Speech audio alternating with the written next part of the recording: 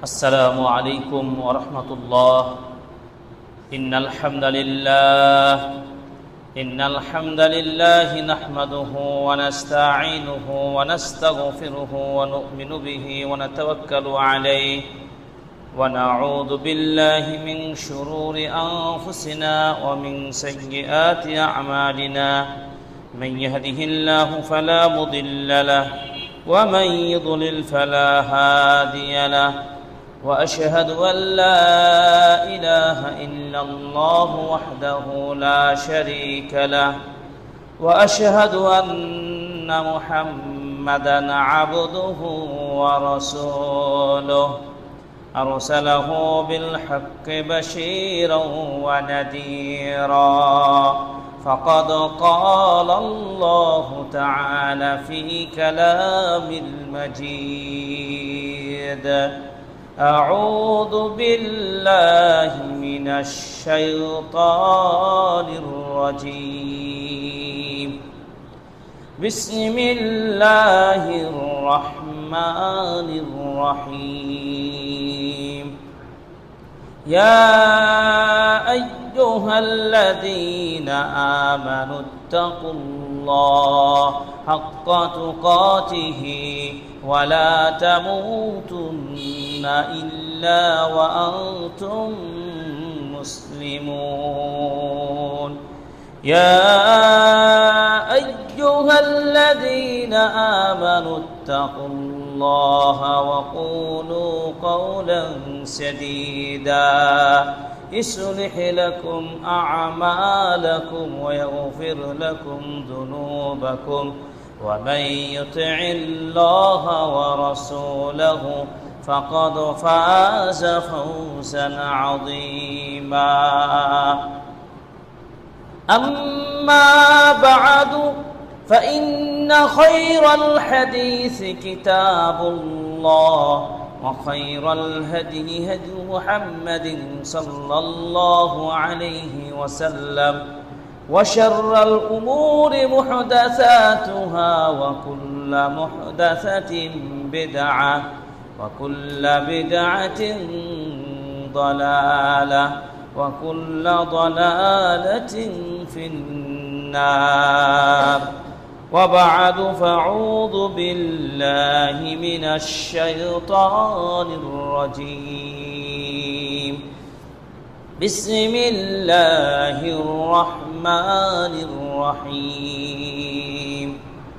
شهر رمضان الذي أنزل فيه القرآن هدى للناس وبينات من الهدى والفرقان. وقال الله تعالى في موضع آخر: يثبت الله الذين آمنوا بالقول الثابت في الحياة الدنيا وفي الآخرة ويضل الله الظالمين ويفعل الله ما يشاء. عن ابن مسعود رضي الله تعالى عنه أن النبي صلى الله عليه وسلم قال: من قرأ حرفا من كتاب الله فله به حسنة والحسنة بعشر أمثالها. لا أقول ألف لام ميم حرف ولكن ألف حرف ولام حرف وميم حرف. رواه الترمذي। যাবতীয় প্রশংসা জ্ঞাপন করছি একমাত্র মহান আল্লাহ সুবহানাহু ওয়া তাআলার জন্য, যে রব্বুল আলামিন আজকে পবিত্র মাহে রমাদান মাসের দ্বিতীয় জুমআ এই ঐতিহাসিক ঐতিহ্যবাহী মুন্সিগঞ্জ এলাকায় আজকে আমাদের সমবেত হওয়ার যে রব্বুল আলামিন সুযোগ করে দিয়েছেন, সে আল্লাহর অসংখ্য প্রশংসা জ্ঞাপন করি। আমরা সবাই বলি আলহামদুলিল্লাহ। দরুদ ও সালাম বর্ষিত হোক আমাদের পৃথিবীর সর্বশ্রেষ্ঠ নবী ও রাসূল, শ্রেষ্ঠ মানুষ, আদর্শের একমাত্র প্রতীক, যার অনুসরণ, যার ভালোবাসা ছাড়া, যার প্রত্যেকটা বিষয়কে তার অনুযায়ী আমল না করতে পারলে আমাদের জীবনের প্রত্যেকটা আমল ব্যর্থ হবে এবং আমরা পরকালে মুক্তি থেকে বঞ্চিত হব। সেই প্রিয় নবীর জন্য আমাদের সকল ভালোবাসা, তার প্রত্যেকটা সুন্নাহ, তার আখলাক, তার আচরণ, তার দর্শন সব কিছুকে আমরা জীবনের নিজ আত্মার চেয়েও বেশি ভালোবাসি। সেই নবীর প্রতি অসংখ্য দুরূদ ও সালাম বর্ষিত হোক। আমরা সবাই বলি সাল্লাল্লাহু আলাইহি ওয়াসাল্লাম।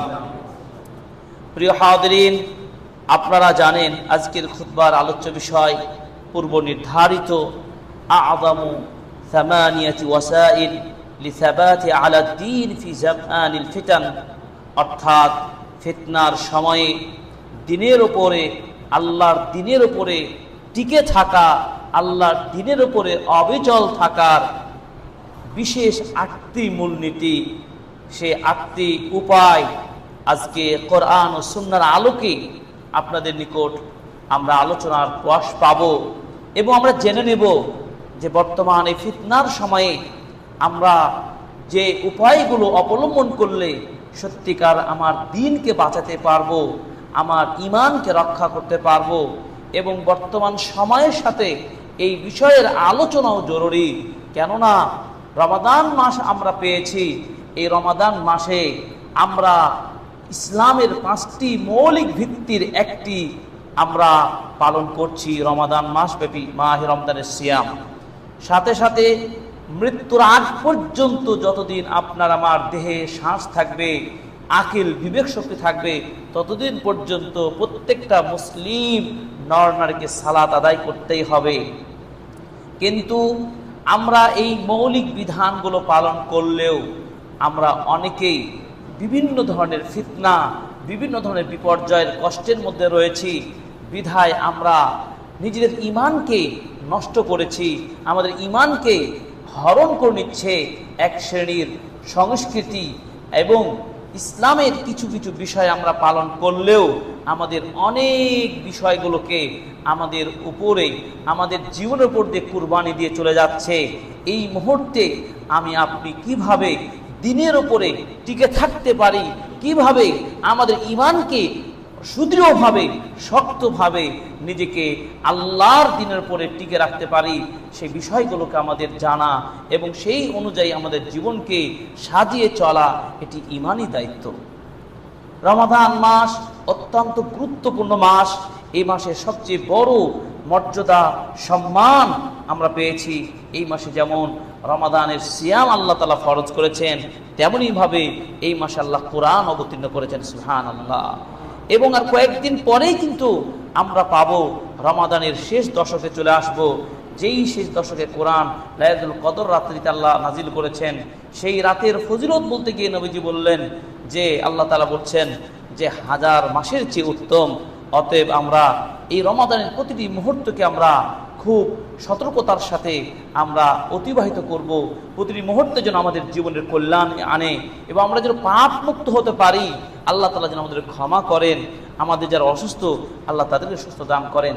দেখুন, রমাদান আমাদের জন্য বড় নিয়ামত। রমাদান আমাদের জীবনের সবচেয়ে বড় নিয়ামত।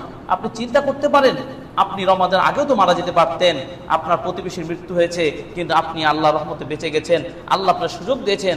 রমাদান পাওয়া মানে আপনার জীবনকে নতুনভাবে সাজার সুযোগ পেয়ে যাওয়া। বলুন আলহামদুলিল্লাহ। অতএব এই রমাদানের প্রতিটি মুহূর্তকে আমরা খুব গুরুত্বের সাথে, আমলের সাথে অতিবাহিত করবো ইনশাআল্লাহ।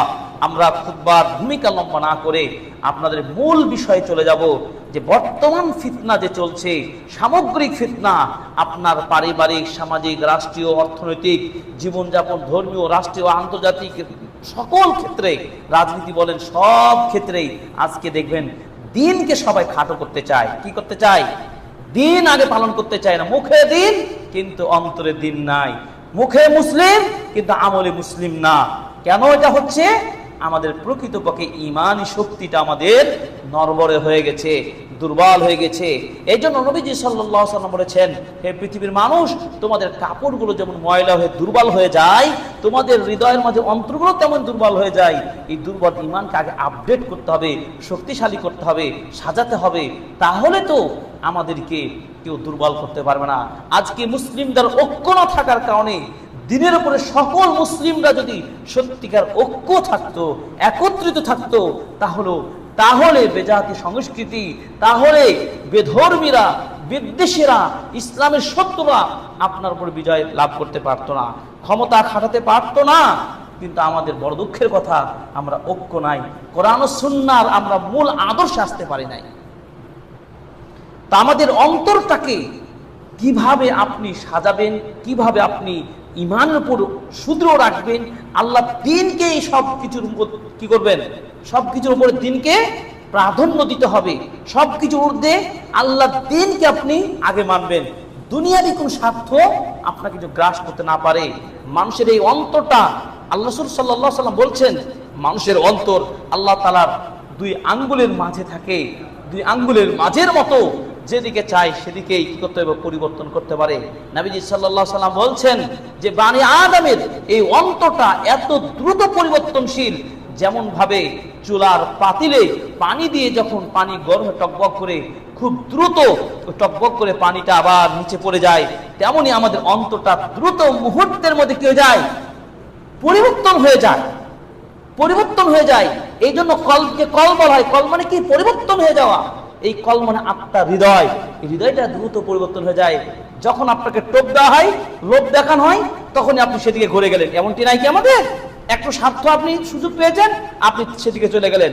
আবার স্বার্থে আঘাত, আপনি আবার ভিন্ন পথ অবলম্বন করলেন। এটা কি মুসলিমদের স্বভাব? এমন হওয়া উচিত নয়। আপনাকে আল্লাহর প্রশংসা আদায় করতে হবে যে আপনি নন মুসলিমের ঘরে জন্ম হয়নি, আপনি মুসলিম ঘরে জন্মগ্রহণ করে মুসলিম পরিচয়টা দিতে পারছেন। এর চেয়ে বড় নিয়ামত কি নিতে পারেন আপনি বলেন?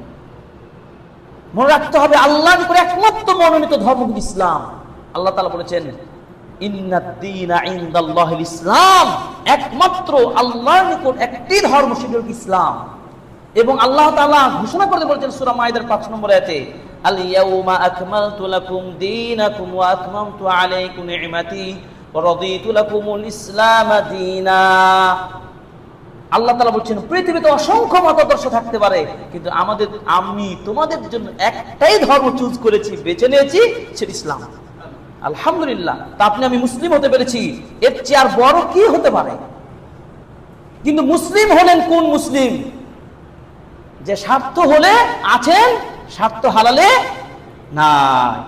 দুনিয়াবি স্বার্থের ক্ষমতা পাওয়ার জন্য ঈমানি চেতনাকে আপনি বিসর্জন দিচ্ছেন। হ্যাঁ, মানুষকে খুশি করার জন্য যা করা লাগে তাই করছেন। এমনকি সমাজে বসবাস করছেন আমরা। কিসের দিন? আপনি কোন দিনের উপর আপনি অবিচল রয়েছেন?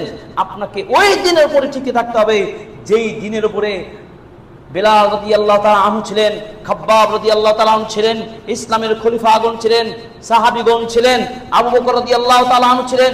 জীবনের সব কিছু ছেড়ে দিয়ে মক্কা থেকে মদিনায় হিজরত করেছিলেন। কিসের জন্য? দিনের ভালোবাসার জন্য। মুহাজির হয়েছেন, তারা হিজরত করেছেন। আনসাররা তাদের ঘর বাড়ি দিয়ে মুহাজিরদেরকে সাহায্য করে ইতিহাসে তারা আনসার হয়েছেন। সেই ত্যাগ স্বীকার করতে পেরেছি আমরা?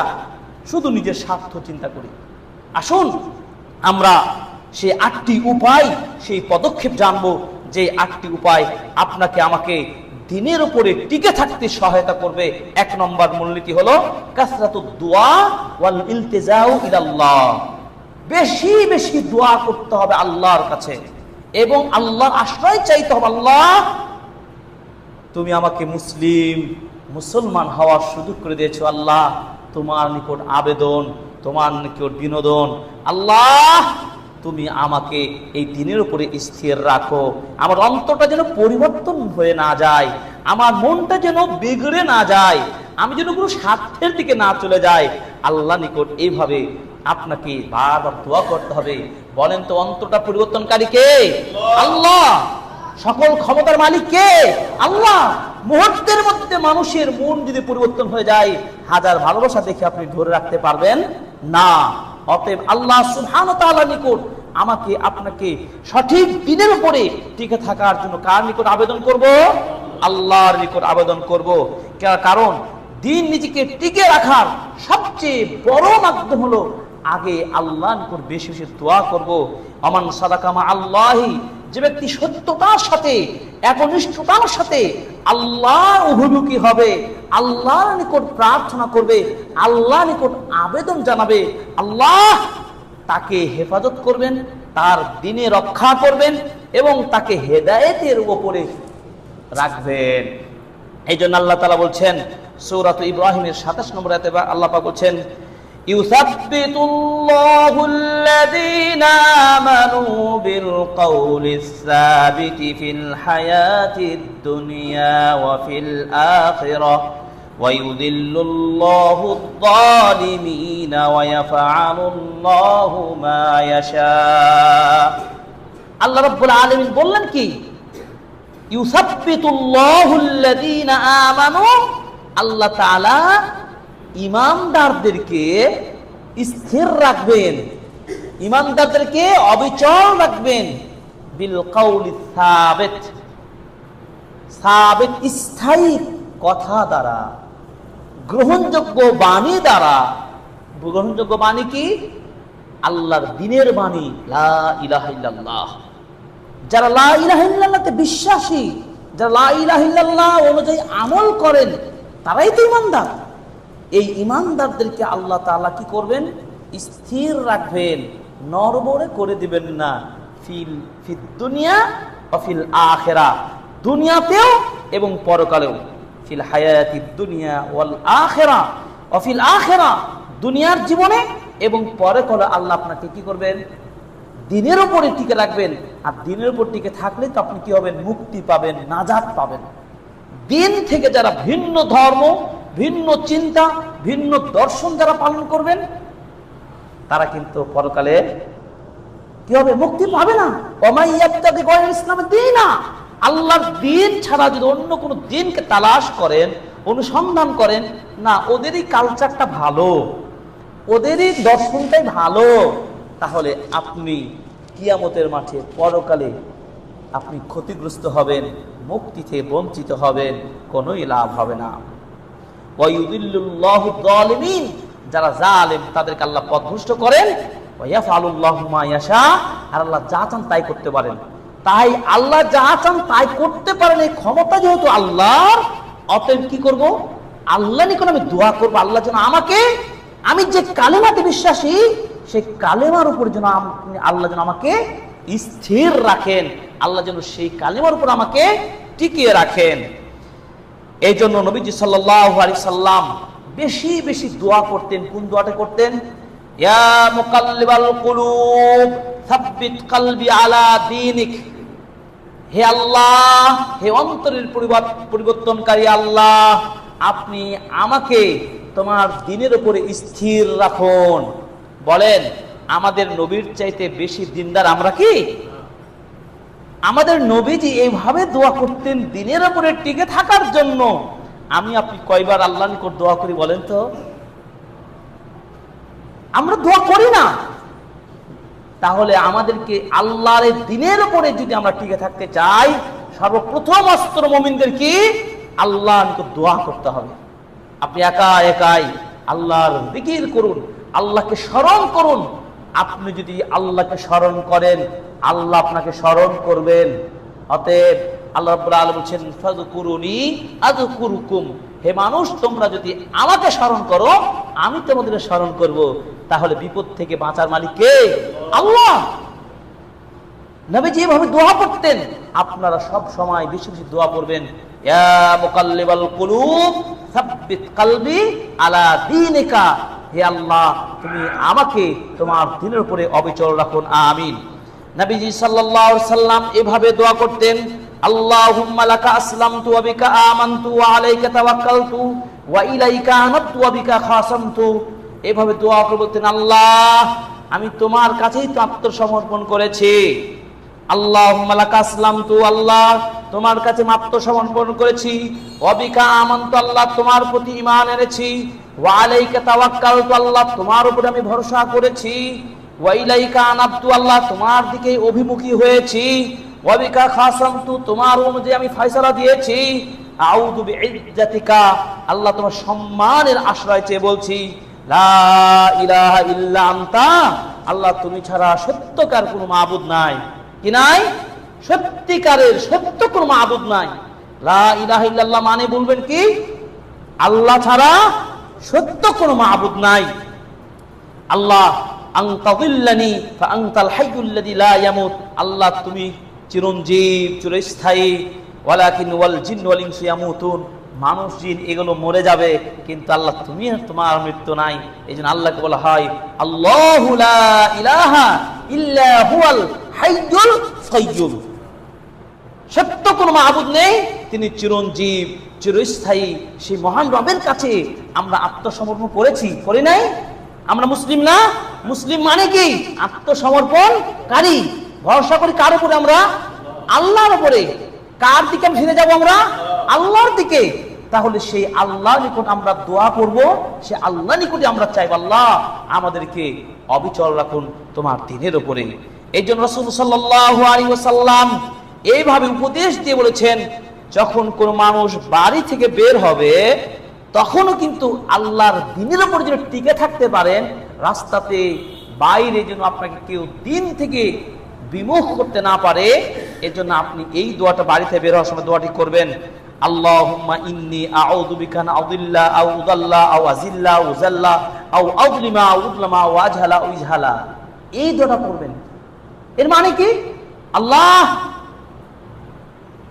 আমি তোমার কাছে আশ্রয় চাচ্ছি, আল্লাহ তুমি আমাকে পথভ্রষ্ট করো না, আমি যেন কারো দ্বারা পথভ্রষ্ট না হই, আমি যেন বিচ্যুতি না হই, আমার দ্বারা কাউকে বিচ্যুতি যেন করা না হয়, অথবা আমি যেন আমার প্রতি জুলুম না করা হয়, অথবা আমি কারোর প্রতি জুলুম না করি, অথবা আমাকে কেউ মূর্খ ভাবুক, অথবা আমার দ্বারা কাউকে মূর্খ করা হোক, আল্লাহ এই কাজগুলো যেন না হয়। তার মানে কি? আল্লাহর কাছে আপনি বাড়ি থেকে বের হয়ে যদি এই দোয়াটি পড়তে থাকেন, তাহলে আপনি কার কাছে দোয়া করে বের হলেন? আল্লাহর কাছে। তাহলে দুনিয়ার হাওয়া, দুনিয়ার যে চাওয়া, দুনিয়ার যে খারাপ আপনার যে চাহিদা, আপনাকে আল্লাহ দ্বীন থেকে সরাতে পারবে না, আল্লাহ দ্বীন থেকে আপনাকে দুর্বল করতে পারবে না। এর জন্য কোরআনে একটি দোয়া রয়েছে, এইভাবে দোয়া করবেন আল্লাহ দ্বীনের উপরে অবিচল থাকার জন্য, দ্বীনের উপর টিকে থাকার জন্য এই দোয়াটি বেশি বেশি করবেন। আল্লাহ পাক বলছেন, রব্বানা লা তুযিগ কুলুবানা বা'দা ইয হাদাইতানা ওয়া হাব লানা মিন লাদুনকা রাহমাতান ইন্নাকা আনতাল ওয়াহ্হাব। হে আল্লাহ, হে আমাদের প্রতিপালক, তুমি আমাদের অন্তরকে বিগড়ে দিও না। কারণ অন্তর যদি বিগড়ে যায় তাহলে আপনি তো সত্য থেকে পিছলিয়ে আপনি বাতিলের দিকে চলে যাবেন, হেদায়েত থেকে অন্ধকারে চলে যাবেন। এজন্য আল্লাহর নিকট আপনাকে দোয়া করতে হবে, বা'দা ইয হাদাইতানা, আল্লাহ তুমি আমাকে হেদায়েত দেওয়ার পরে আল্লাহ কোনোভাবে যেন দ্বীন থেকে সরে না যায়। কেননা দেখেন, আপনারা ভালো করে খেয়াল করেন, বহু সংখ্যক মুসল্লি, বহু সংখ্যক হাজি, ভালো দিনদার মানুষ দেখবেন, খুব ভালো পাক্কা মুসল্লি, পাক্কা দিনদার, দান খায়রাত করেন, সেই লোকটা হঠাৎ করে পরিবর্তন হয়ে যায়। কেন হয় জানেন? আল্লাহ তাকে হেদায়েত দিয়েছিলেন, কিন্তু আল্লাহ তাআলা তার আচরণে, তার কথা ও কাজে ইখলাস না থাকার কারণে, দ্বীনের সাথে না মিশার কারণে, আলেম ওলামাদের সাথে না উঠা বসার করার কারণে, কোরআন ও সুন্নাহ না পড়ার কারণে, কোরআনের সাথে না থাকার কারণে, দ্বীনের পথে না থাকার কারণে আস্তে আস্তে সে কি হয়ে যাচ্ছে? ওই হাজি মানুষটা খারাপে চলে যাচ্ছে। ওই দিনদার মুসল্লি মানুষটা দেখবেন যে মসজিদ আস্তে আস্তে ছেড়ে দিচ্ছে। এটা কি ঘটে না? অনেক মানুষকে দেখবেন। তাহলে দ্বীন পেয়েও কিন্তু হাত ছাড়া হয়ে যাওয়ার আমরা নজির দেখতে পাই। আপনি আমি একটু যদি জীবনে দিয়ে লক্ষ্য করি, দেখেন তো রমাজানে যেভাবে আল্লাহ দ্বীনকে আমরা পালন করছি, যেভাবে রবকে স্মরণ করছি, আমরা অন্য মাসে কি আল্লাহকে ডাকি? এত আমরা ইফতারের আয়োজন করি, আমরা তারাবি সালাতের জন্য এত আয়োজন করি, আল্লাহকে এত স্মরণ করি, তার মানে কি এটা হওয়া উচিত? দেখবেন রমাজান যেমনি চলে যাবে, মসজিদের কাতার সংখ্যা কমে যাবে। তাহলে আমরা কোন মুসলমান? কাকে ফাঁকি দিতে এসেছেন আপনি?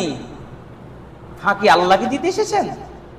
আল্লাহ নিকট দোয়া করেন যে রমাজানে যেভাবে আমি আল্লাহ তোমার দিন পালন করছি, চেষ্টা করছি, আল্লাহ আমি বাকি দিনগুলো তো যেন আল্লাহ সঠিকভাবে আমি পালন করতে পারি, এই দোয়া করতে হবে।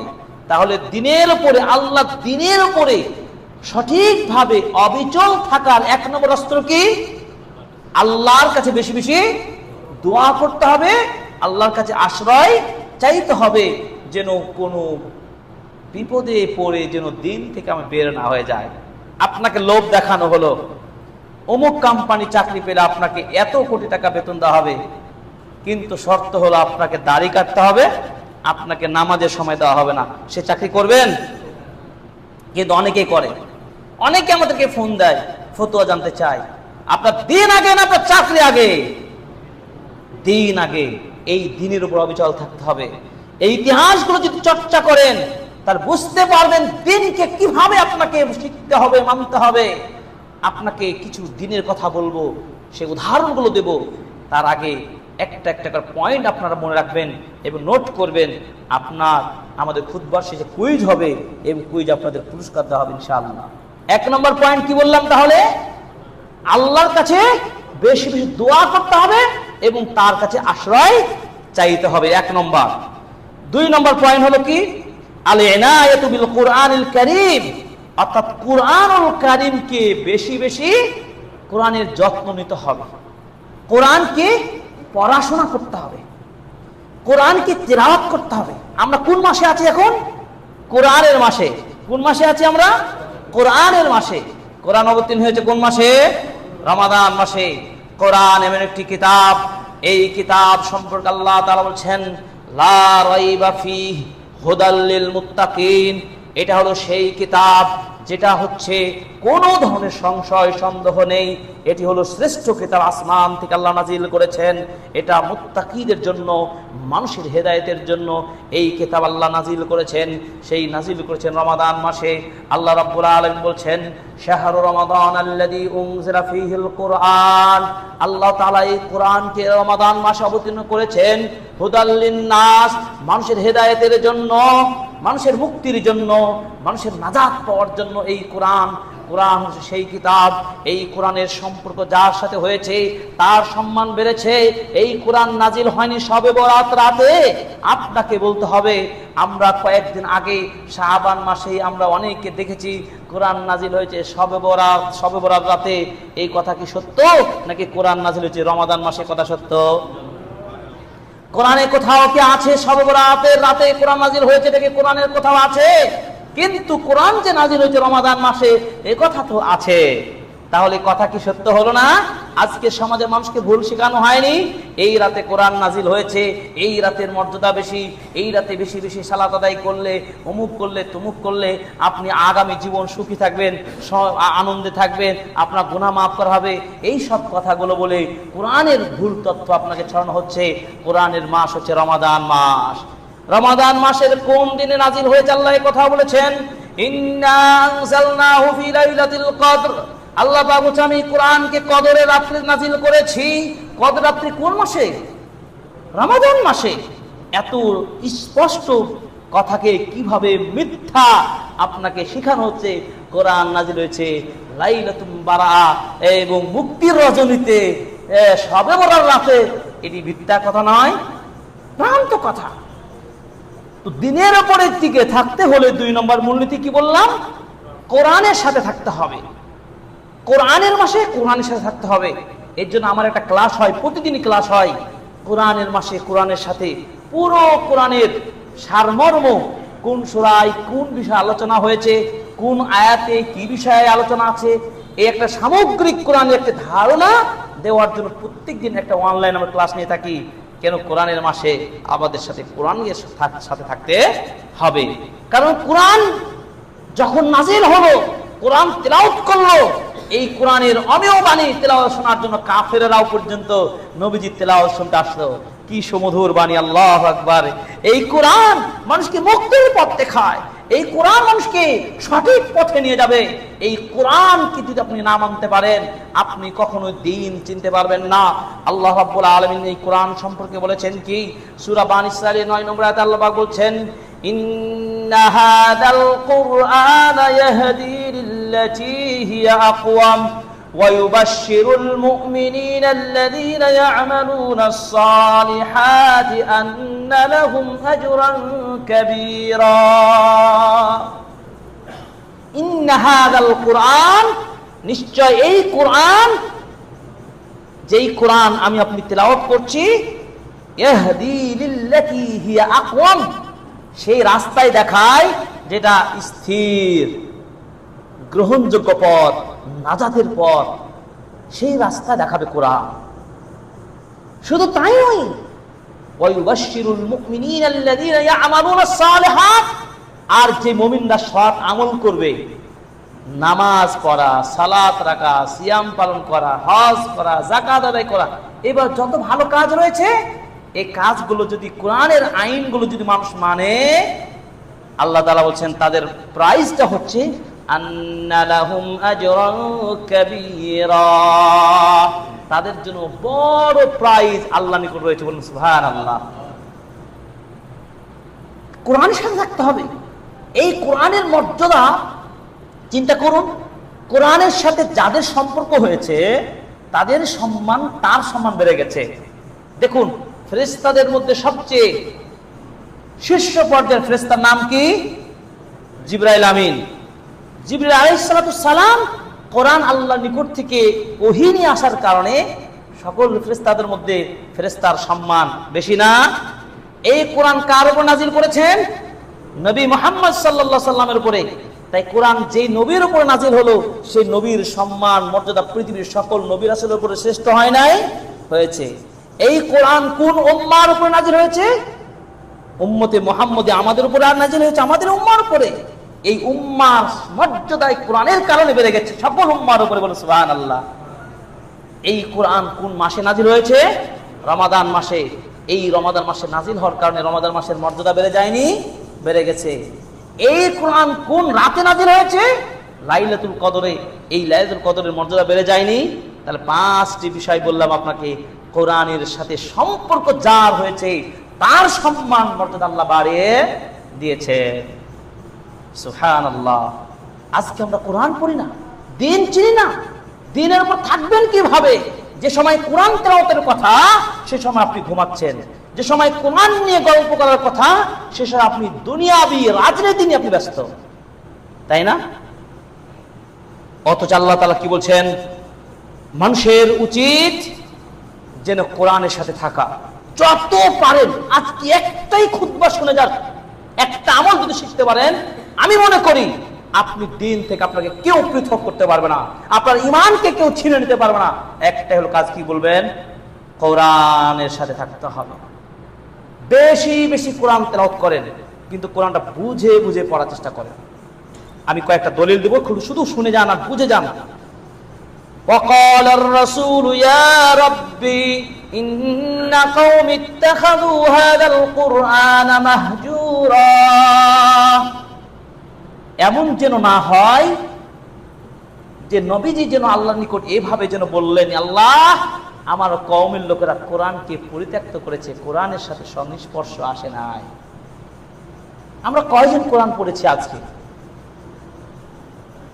আমরা কতটুকু কোরআন পড়েছি রমাদান মাসে?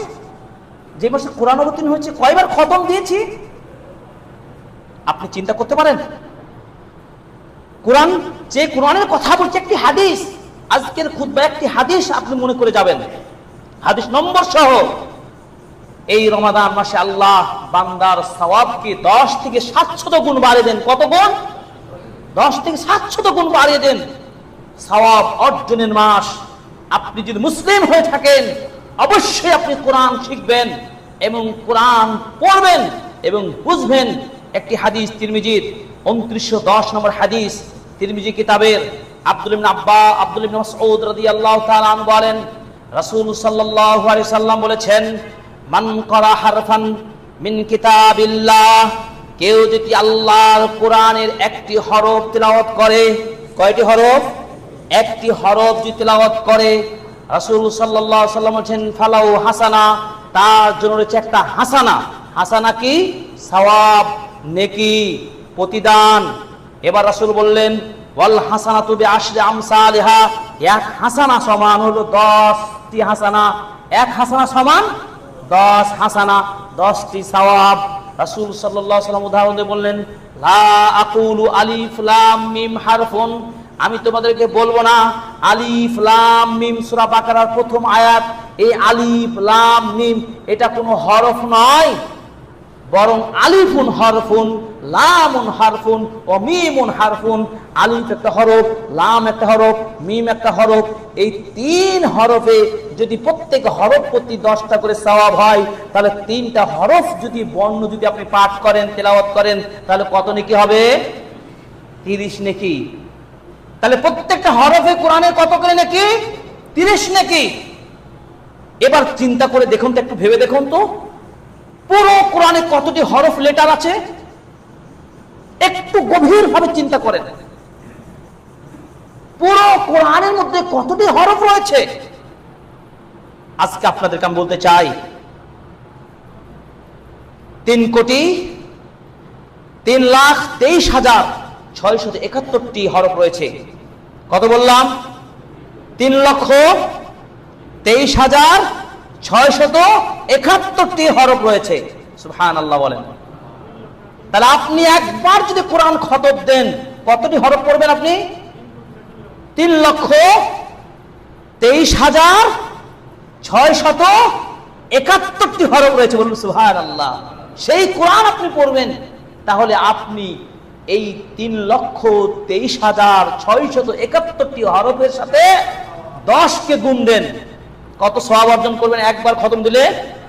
একবার পুরো কোরআন তেলাওয়াত করলে কত সওয়াব হবে? 3,23,6,710টি সওয়াব আপনি পাবেন। সুবহানাল্লাহ। চিন্তা করতে পারেন, এই কোরআনের মাস আমরা কয়দিন কোরআনে সময় দিয়েছি চিন্তা করেন। আপনার অভাব থাকবে না, টেনশন থাকবে না, বরকত, সম্মান। যার মালিক কে? আল্লাহ। সে আল্লাহর কিতাব পড়বেন। পৃথিবীর কোন নভেল, নাটক, গল্পের বই আপনি পড়ছেন না, আল্লাহর কালাম পড়ছেন। আপনি যদি দিনদার হন, তাহলে কোরআনের সাথে আপনি সময় কাটাবেন। প্রকৃত মুসলিম যদি হন, আপনি কোরআনের সাথে সময় কাটাবেন। বাজে কাজ সব ছেড়ে দিতে হবে। যদি ছাড়তে পারেন, তাহলে আপনাকে কোনদিন কোন নাস্তিক, দুনিয়াবি কোনো খারাপ কাজ আপনাকে আক্রমণ করতে পারবে না। দিন থেকে আপনার সরাতে কেউ পারবে না। এবার আসুন, কোরআন তো পড়বেন, কোরআনটাকে শুধু তিলাওয়াতের মধ্যে সীমাবদ্ধ রাখবেন না, কোরআনের অর্থ বুঝে বুঝে পড়তে হবে। কি করতে হবে? অর্থ বুঝে বুঝে পড়তে হবে। আল্লাহ তাআলা সূরা সাদের 29 নম্বর আয়াতে বলছেন কিতাবুন আনজালনাহু ইলাইকা মুবারাকুন লিয়াদাব্বারু আয়াতিহি ওয়া লিয়াতাযাক্কারা উলুল আলবাব। আল্লাহ রাব্বুল আলামিন বলেন কিতাবুন আনজালনাহু ইলাইক, নবী মুহাম্মদ আমি আপনার প্রতি কোরআন নাযিল করেছি, যেই কোরআন হচ্ছে মুবারাকুন, বরকতপূর্ণ কিতাব। এই কিতাব নাযিল করেছি তোমাদের শুধু তাকে রাখার জন্য নয়, কোরআনকে শুধু দেখে দেখে রাখবে, শুধু দেখে দেখে রাখবে। কোরআন বাসায় কিনে রাখবেন, কিন্তু কোরআন খুলবেন না, কোরআন পড়বেন না, এই জন্য কোরআন নাযিল করে নাই।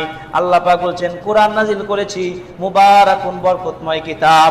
যেই কোরআন পড়লে বরকত হবে, আসমানি বারাকা আপনি পাবেন। যেই কোরআন পড়লে আপনার ক্ষতি নাই, কোরআন পড়লে আপনি বারাকা পাবেন। এই কোরআনের আপনি প্রত্যেকটা হরফে 10টি নেকি পাবেন। এই জন্য আল্লাহ রাব্বুল আলামিন বলছেন লিয়াদাব্বারু আয়াতিহি।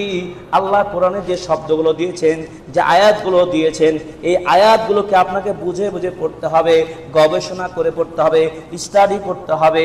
এই কোরআনে আয়াতগুলোতে কি রয়েছে, কোন মেসেজটা রয়েছে, কি বিষয় আল্লাহ বোঝাতে চেয়েছেন। আমরা আজকে বাঙালি মানুষ, কিন্তু কোরআনের বাংলা অনুবাদ পাওয়া যায়, তাফসির পাওয়া যায়। আপনি একটি কোরআনের তাফসির অনুবাদ কোরআন কিনে নিন, সেখান থেকে আপনি কোরআনকে বুঝে বুঝে পড়ুন। পুরো 1 মাস যদি ট্রেনিংটা নিতে পারেন, কোরআনের মর্যাদা পাবেন, আপনার বারাকা পেয়ে যাবেন ইনশাআল্লাহ। আর এই কথাগুলো বুঝবে কে? যারা জ্ঞানী মানুষ। আল্লাহ পাক বলছেন উলুল আলবাব, আপনারা যদি বিচক্ষণ হন তাহলে আজকে বাজারে কোরআন কিনে আজকে পড়তে শুরু করে দিবেন। যারা কোরআন পড়তে জানেন না, আজকে ইমাম সাহেব বলুন, হুজুর আমাকে আলিফ বা তা শিখিয়ে দেন। লজ্জা হবে? লজ্জা হবে? ইমাম সাহেব লজ্জা হবে? আজকেই নামাজের পর আলিফ বা তা শুরু করে দেন যারা জানেন না। যারা পড়তে জানেন তারা আজকেই কোরআন শুরু করে দেন, অর্থ সহ কোরআন পড়েন। আপনাদের আল্লাহ বারাকায় ভরপুর করে দেবেন ইনশাআল্লাহ। সতর্ক থাকবেন, কোরআন হচ্ছে নাজাতের মুক্তির শ্রেষ্ঠ কিতাব। অতএব কোরআনকে আপনি কখনোই পিছনে ছেড়ে দিবেন না, কোরআনকে তাকে রাখবেন না। আল্লাহ তাআলা এই কথাও বলেছেন সূরা মুমিনুনের 66 থেকে 67 68 নম্বর আয়াতে বলেছেন, কি বলেছেন দেখুন, قد كانت آياتي تتلى عليكم فكنتم على أعقابكم تنكسون। হে পৃথিবীর মানুষ, তোমাদের সামনে কোরআন তেলাওয়াত করা হতো, তোমরা কোরআনটাকে পিছনে রেখে দিতে, গল্প আড্ডাবাজি মেতে উঠতে। মুস্তাকবিরিনা বিহি সামিরান তাহজুরুন, তোমরা অহংকার বশত তোমরা রাত জেগে জেগে সময় কাটাতে বটে, কিন্তু কোরআন তেলাওয়াত করতে না। কি ব্যস্ততা না? কোরআনের মাহফিল হচ্ছে, কোরআনের একটা দশ হচ্ছে, আপনি না শুনে আপনি গান সিনেমা দেখছেন, নাটক দেখছেন, বলছেন না একটা ভালো একটা ধর্মীয় নাটক না, দেশের কালচার একটা খবর দেখতেই হবে, ঘন্টার পর ঘন্টা খবর দেখছেন, রাজনীতি দেখছেন, কিন্তু কোরআন আপনি শুনছেন না, কোরআন একটু বুঝছেন না, ইউটিউব থেকে তাফসীর কারো শায়েখদের তাফসীরও শুনছেন না। ঘরে বসে থেকে আজকে ইন্টারনেটের যুগে ঘরে বসে থেকে জ্ঞান চর্চা করার সুযোগ রয়েছে। সুবহানাল্লাহ। আফালাম ইয়াত্তাবিরুল কাউল, তোমরা কি এই কাউল আল্লাহর বাণীকে তোমরা কি অনুধাবন করবে না? আল্লাহ তাআলা নিজে প্রশ্ন করছেন, তোমরা কি বোঝার চেষ্টা করবে না? কোরআনে কি আছে? শিফাউল লিন-নাস, মানুষের সুস্থতার শ্রেষ্ঠ কোরআন। অসুস্থ আছেন, কোরআন তেলাওয়াত থাকেন, আল্লাহ তো সুস্থ করে দেবেন ইনশাআল্লাহ। আল্লাহু আকবার। কোরআনের মর্যাদা বলতে গিয়ে কোরআনের 5টি স্তরের কথা বলবো আপনাদেরকে। কোরআনের মাস যেহেতু, দিনের উপর অবিচল থাকার জন্য কোরআনের সাথে আপনার সম্পর্ক করতে হবে। 5টা স্তর মনে রাখুন। কোরআনের কয়টি স্তর? 5টি। নাম্বার 1, এই কোরআন আপনার সুপারিশ করবে আপনার পক্ষে। সুপারিশ চান কি চান না? কে সুপারিশ চান না? সবাই সুপারিশ চাই কিয়ামতের মাঠে, সবাই নাজাত পেতে যায়। আল্লাহ আমাদের সকলকে তুমি নাজাত দান করো, আমিন। আল্লাহ কোরআন প্রেমী আমাদের বানিয়ে দাও, আমিন। 1 নম্বর, কোরআন যদি পড়েন, কোরআন নিজে আল্লাহর নিকট সুপারিশ করবে। এক বলবে কি?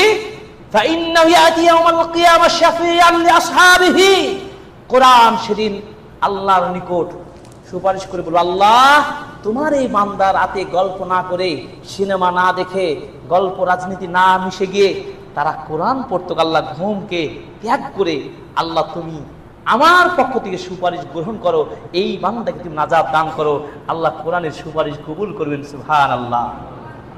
তাহলে কোরআনের সুপারিশ নিতে হলে কি করব? কোরআনের সাথে থাকবো।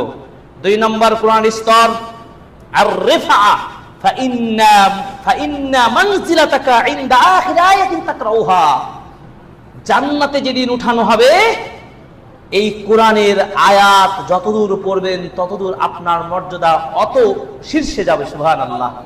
আল্লাহ কোরআনের হাফেজকে বলবেন সেদিন, কোরআনের পাঠককে বলবেন কি? যাকে জান্নাত দিবেন, বলবে বান্দা তুমি কোরআনের আয়াত পড়তে থাকো, এই পড়তে থাকবে, যতদূর গিয়ে আয়াতটা পড়ে থামবে তার মর্যাদা তত উঁচুতে অবস্থান হবে। সুবহানাল্লাহ।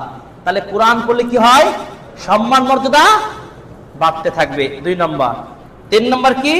আস-সুহবা মা'আস সাফরাতিল কিরামিল বারারা, কোরআনের সাথী যারা হবে তারা সম্মানিত ফেরেশতাদের সাথে তাদের সম্মান মর্যাদাকে ঘোষিত করেছেন নবীজি সাল্লাল্লাহু আলাইহি ওয়াসাল্লাম। চিন্তা করতে পারেন। 3 নম্বর। 4 নম্বর কি? আল খাইরিয়া, শ্রেষ্ঠতম মর্যাদা অর্জন করতে পারবেন কোরআনের সাথে যারা থাকবেন। রাসূল সাল্লাল্লাহু আলাইহি ওয়াসাল্লাম বলেন কি? খায়রুকুম মান তাআল্লামাল কুরআন ওয়া আল্লামাহ, তোমাদের মধ্যে শ্রেষ্ঠ মানুষ কে? যে কোরআন নিজে শিখে অন্যকে শেখায়। শিখবেন না? শিখাবেন না? শ্রেষ্ঠ মানুষ সেই কোরআন যে নিজে শিখে অন্যকে শেখায়। পৃথিবীর আর কোন পেশা আছে বলেন তো? ফিজিক্স, কেমিস্ট্রি, ম্যাথ, বায়োলজি যা বলেন, জিওগ্রাফি বলেন তো, এটা শিখালে শ্রেষ্ঠ মানুষ হবে? কিন্তু কোরআন এই মর্যাদা দিয়েছেন। 5 নম্বর কি? আল আহলিয়া, অর্থাৎ কোরআন যারা হবে তাদেরকে বলা হচ্ছে আহলুল কোরআন। যারা কোরআন প্রেমী হবে তাদেরকে বলেছে আহলুল্লাহি ওয়া খাসাতিহি, তারা আল্লাহর বিশেষ বান্দা হিসাবে বিবেচিত হবে। সুবহানাল্লাহ। আল্লাহর বিশেষ বান্দা হতে পারলে আর পৃথিবীর কোনো কেউ ঠেকাতে পারবে আপনাকে? আপনার নাজাত অবশ্যই হবে। তাহলে কার সাথে থাকবো আমরা? কোরআনের সাথে থাকবো। কোরআন আমরা মানবো। কোরআন যদি পড়েন ঈমান বৃদ্ধি পাবে। কোরআন পড়লে কি হবে? ঈমান বৃদ্ধি পাবে। এই জন্য আল্লাহ তাআলা বলছেন, ইন্নামাল মুমিনুনা আল্লাযীনা ইযা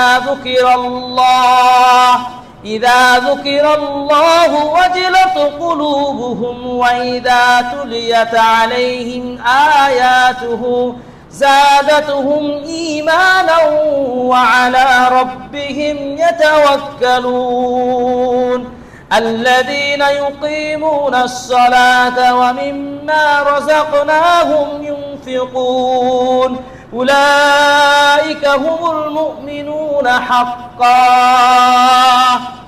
সূরা আনফাল 2 থেকে 4 নম্বর আয়াতে আল্লাহ পাক বলছেন যে মুমিন তারাই প্রকৃত মুমিন যখন তাদের নিকট কুরআন তিলাওয়াত করা হয় তখন তাদের অন্তরটা কি হয়? অন্তরটা প্রকম্পিত হতে থাকে। কি কোরআন শুনছেন তখন মনটা কি ভয়ভীত হয় না? যখন তিলাওয়াত করা হয় তখন তাদের ঈমানটা বেড়ে যায়। আমরা কোন সুমধুর কণ্ঠে কোরআন শুনছি, আল্লাহর বাণী শুনছি।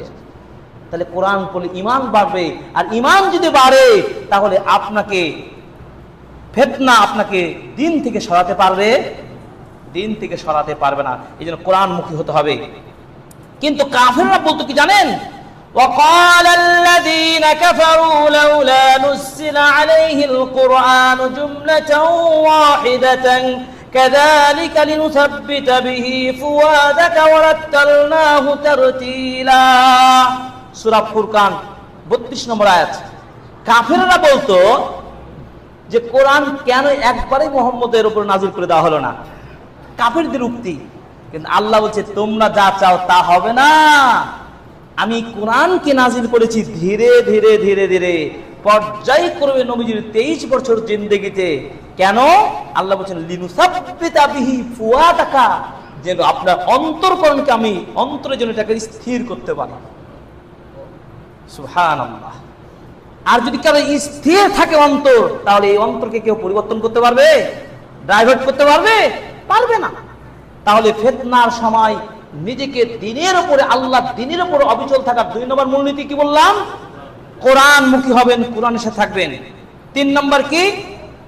নবীদের কিরাআতু সিয়ারুল আম্বিয়া ওয়া কাসাসুল মুরসালিন, অর্থাৎ নবীদের জীবনী পড়বেন। আর কি করবেন? রাসূলদের যে কিসসাগুলো, কাহিনীগুলো ঘটেছে না বিভিন্ন রাসূলের জীবনে, এই জীবনী ইতিহাসগুলো স্টাডি করতে হবে। তাহলে আপনার ঈমান বাড়বে।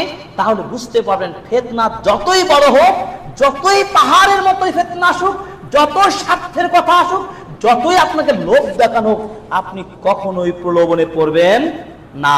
কখনো দিন থেকে আপনি বিচ্যুতি ঘটাবেন না। এজন্য দেখুন, ইতিহাস পড়লে, নবীদের জীবনী পড়লে, কিসসাগুলো যদি পর্যালোচনা করলে আপনার জ্ঞান বাড়বে, আপনার ঈমানি শক্তি বাড়বে। আল্লাহ সূরা ইউসুফের 111 নম্বর আয়াতে বলছেন, সর্বশেষ আয়াত, ইউসুফ নবীর ঘটনা আপনি পড়ে দেখেন, তিনি কিভাবে আল্লাহর দ্বীনের উপর অবিচল ছিলেন। চিন্তা করতে পারেন, দিন বিক্রি করে নাই। যখন তাকে ব্যভিচারের জন্য ডাকা হলো, তিনি কখনোই রাজি হয় নাই এবং তিনি ব্যভিচার করেন নাই। তিনি আল্লাহকে ভয় করেছেন, তিনি সর্বদা দ্বীনের উপর অবিচল ছিলেন। এভাবে ইব্রাহিম নবীর কথা স্মরণ করেন। ইব্রাহিম নবীকে যখন আগুনে নিক্ষেপ করা হলো, তখনও তিনি তার দ্বীন ইসলামকে ত্যাগ করেন নাই। ইব্রাহিম নবীকে আগুন নিক্ষেপ করা হলো, কিন্তু আল্লাহ তাআলার কাছে তিনি দোয়া করলেন, হাসবি আল্লাহ ওয়া নি'মাল ওয়াকিল, আমার জন্য আল্লাহ যথেষ্ট, আমার একমাত্র অভিভাবক আল্লাহ, পৃথিবীর কোনো শক্তি আগুন আমাকে পুরাতে পারবে না। কেমন ঈমানি পাওয়ার চিন্তা করেন। ইয়া নারু, আল্লাহ তাআলা আগুনকে ডাক দিয়ে বললেন, কুনি সালামা ওয়া বারদাও, হে আগুন তুমি ঠান্ডা শীতল হয়ে যাও আমার ইব্রাহিমের প্রতি। চিন্তা করতে বলেন, ঈমানে কি জজবা। কোনদিন এভাবে মনে রাখতে হবে। মূসা নবীর ঘটনা মনে করেন। মূসা আলাইহিস সালাম যখন ওই জাদুকর, ওই ফেরাউনের সামনে যখন সাপের খেলা শুরু হলো, তখন মুসা লাঠি সাপ হয়ে গেল, তাদের সব শেষ করে দিল। তখনও মুসা নবী তবু তার দিন, তার এই আশ্চর্য দেখে অনেকে সিজদায় পড়ে গিয়ে ইসলাম গ্রহণ করেছেন, তারা দিন থেকে ফিরে আসে নাই। এটাই হলো ইসলাম, এটাই হলো আপনার নবীদের জীবনী ইতিহাসগুলো পড়তে হবে, এভাবে আপনাকে বুঝতে হবে। আল্লাহ তাআলা আমাদেরকে সেই ঈমান দান করুন, আমিন। এইজন্য আল্লাহ তাআলা বলছেন, লাকাদ কানা ফি কসাসিহিম ইবরাতুল লিউলিল আলবাব মা কানা হাদিসান ইফতারা ওয়ালাকিন তাসদিকাল্লাযী বাইনা ইয়াদাইহি ওয়া তাফসীলা কুল্লি শাইইন ওয়া হুদাও ওয়া রাহমাতাল লিকাওমিন ইউমিনুন। নবীদের ঘটনাতে শিক্ষা আছে, সেখানে স্পষ্ট বর্ণনা রয়েছে, মুক্তির কারণ রয়েছে, কোন মিথ্যা কাহিনী নাই, সত্য কাহিনী আপনাকে পড়তে হবে, আপনি মুক্তি খুঁজে পাবেন। এই জন্য আল্লাহ তাআলা সূরা হুদের 120 নম্বর আয়াতে বলছেন, ওয়া কুল্লান কুসসু আলাইকা মিন আমবাই রাসূল মা নুসাব্বিতু বিহি ফুয়াদাকা ওয়া জাআকা ফি হাদিল হক ওয়া মাউইদা ওয়া যিকরা লিল মুমিনিন। হে নবী, আমি আপনার নিকট পূর্বের নবীদের কাহিনীগুলো বলি এজন্যই যাতে করে আপনার অন্তরের মধ্যে গেঁথে যায় যে বিপদের মুহূর্তে কিভাবে টিকে থাকতে হয়। বোঝেন নাই কথা? নবীদের কাহিনীগুলো পড়লে, সাহাবীদের কাহিনীগুলো পড়লে কি হবে? ইমামদের ইতিহাস যদি জানেন, আপনি জানেন আহমদ বিন হাম্বাল পৃথিবীর সবচেয়ে বড় মুহাদ্দিস ছিলেন। ইমাম আহমদ বিন হাম্বাল, তিনি তাকে কোরআন যে সৃষ্ট এ কথা সে সময়ের শাসক তাকে বাধ্য করেছিলেন যে বলো তুমি কোরআন হলো মানুষের সৃষ্টি।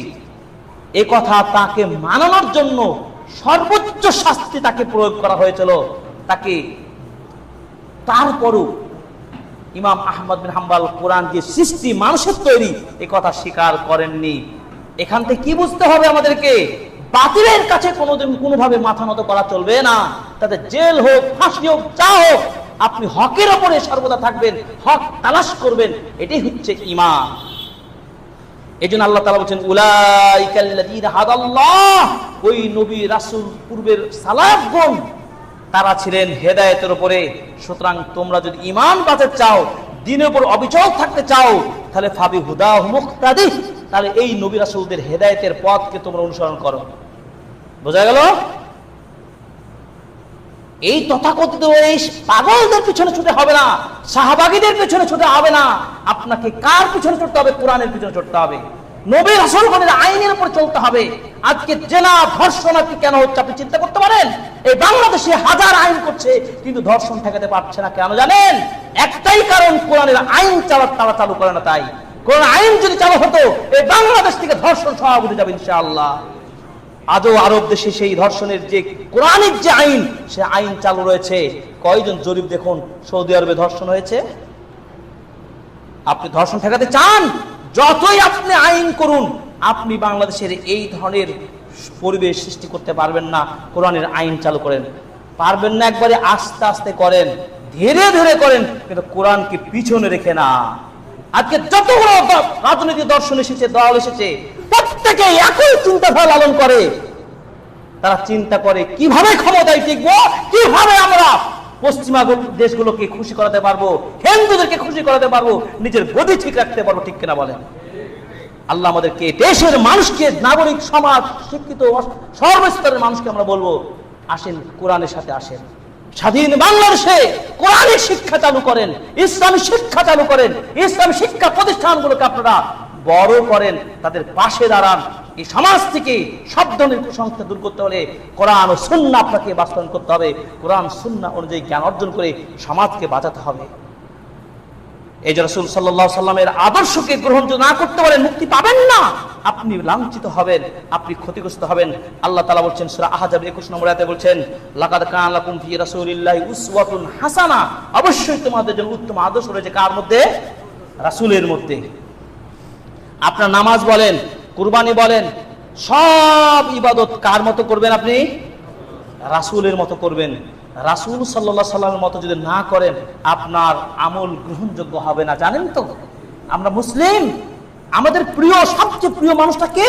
আমাদের নবী। এই জন্য নবী সাল্লাল্লাহু আলাইহি ওয়াসাল্লামের পূর্ণ অনুসরণ করতে হবে।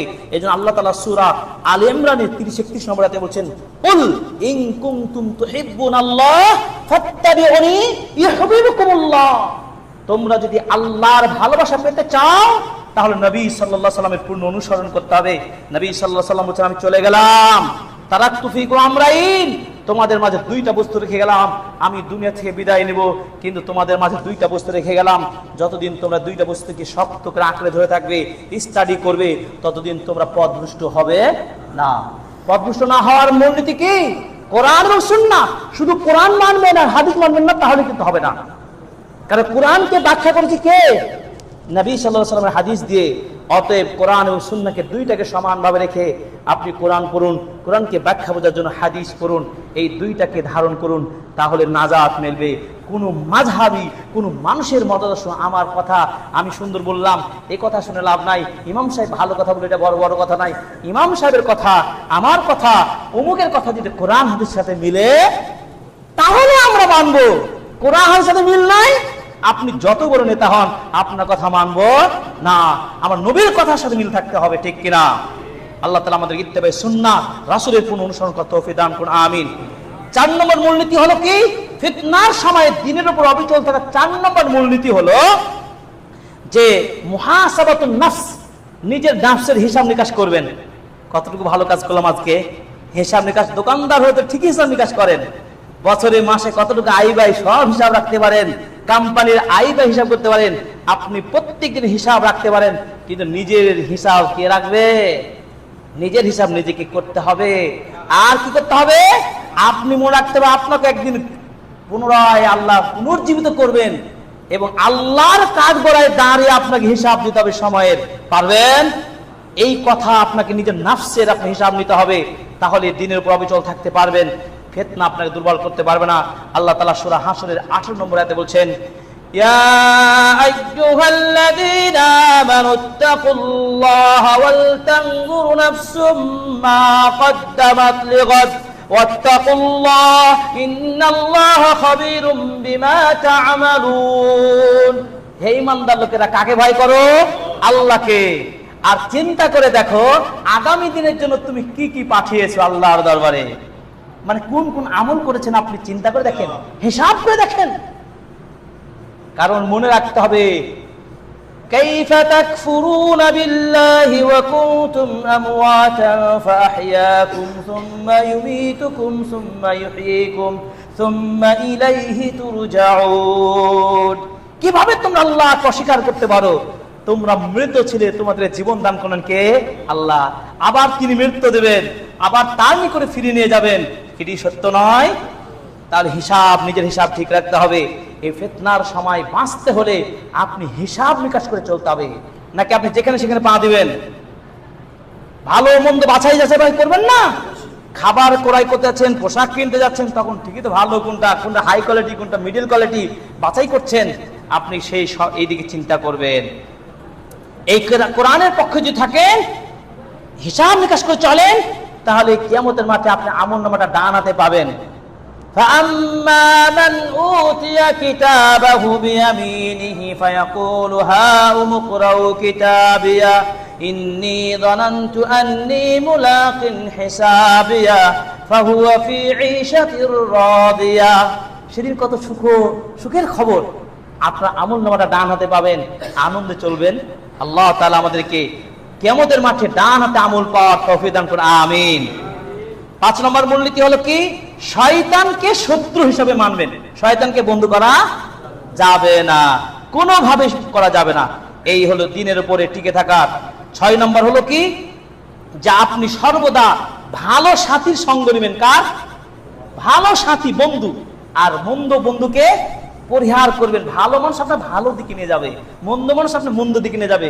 তাহলে আপনি নাজাত পেতে চান, দ্বীনের উপর টিকতে চান, কাকে বন্ধু করবেন? দিনদার মানুষকে বন্ধু করবেন। 7 নম্বর কি? আপনি দ্বীনের আমলগুলো পালন করে সংগ্রাম করবেন। ফরজ ইবাদত, নফল ইবাদত, সুন্নাত, এই আমলগুলো করার প্রতি কি করে থাকবেন? অ্যাক্টিভ থাকবেন, সংগ্রাম চালাবেন। 7 নম্বর পয়েন্ট। 8 নম্বর পয়েন্ট হলো, সর্বশেষ পয়েন্ট হলো দ্বীনের উপর অবিচল থাকার সর্বশেষ পয়েন্ট হলো কি? জ্ঞান অর্জন করার পথে লেগে থাকবেন। মুরব্বী হয়ে গেছেন, বয়স হয়ে গেছে, মনে করেন যে আমার বয়স নাই, না, মৃত্যুর আগ পর্যন্ত জ্ঞান অর্জনের পথ বন্ধ হয়নি। রাসূল সাল্লাল্লাহু আলাইহি ওয়াসাল্লাম বলেছেন, মাইয়ুরিদুল্লাহু বিখাইরি ফাকহু ফিদ্দীন, আল্লাহ যার কল্যাণ চান তাকেই দ্বীনের জ্ঞান দান করেন। আপনি পাননি মানে আপনি হতভাগা। আর হতভাগা হবেন না কেন? আপনি চেষ্টাই করেন না, চেষ্টা করেন আপনি। আল্লাহ রাসূল বলছেন, যে ব্যক্তি জ্ঞান অর্জনের জন্য বাড়ি থেকে বের হয়ে গেল, আল্লাহ তাআলা তার জান্নাতের রাস্তা সহজ করে দিল। সুবহানাল্লাহ। কি জ্ঞান অর্জন করতে বের হবেন না? শুধু স্কুলে গেলে হবে, মাদ্রাসায় গেলে হবে? মুরব্বী হচ্ছেন, কি হচ্ছেন, মসজিদে আসেন, বাড়িতে বসে অনলাইনে ক্লাস করেন, ইমাম সাহেবের কাছে শিখেন, প্রাইভেট পড়েন, বাংলা কিতাবগুলো কিনে নেন। জ্ঞান অর্জনের চাইতে উত্তম কিছু নেই। এই জন্য জ্ঞান ছাড়া যদি আমল করেন মূল্যহীন হবে। কি নলেজ নাই, কিভাবে উযু করতে জানেন না, আপনি নামাজ পড়া শুরু করলে হবে? নামাজ হবে? আগে উযুর নিয়ম জানতে হবে, ইত্যাদি ইত্যাদি। প্রিয় ভাইরা, আমরা যে বিষয়ে আলোচনা করছিলাম, ফিতনার সময় দ্বীনের উপরে অবিচল থাকার 8টি উপায়। সেই 8টি উপায় আপনাদেরকে আরেকবার বলে দিই। সেই পয়েন্টগুলো আপনাদেরকে যারা নোট করেছেন তারা ভালো করেছেন, আলহামদুলিল্লাহ। আপনারা এই বিষয়গুলো বুঝে জীবনযাপন করার চেষ্টা করবেন। 1 নম্বরে আপনারা করবেন কি? আল্লাহর কাছে বেশি দোয়া করবেন। 2 নম্বর, কোরআন বেশি বেশি পড়বেন। 3 নম্বর, নবীদের জীবনী কাহিনী পড়বেন। 4 নম্বর, নিজের হিসাব নিকাশ করে চলবেন। 5 নম্বর, শয়তানকে শত্রু ভেবেই চলবেন। 6 নম্বর, ভালো সঙ্গী নির্বাচন করবেন, বন্ধু খারাপ বন্ধুকে ছেড়ে দেবেন। 7 নম্বর, ধর্মীয় বিধানগুলো পালন করার প্রতি সর্বোচ্চ সংগ্রাম করবেন।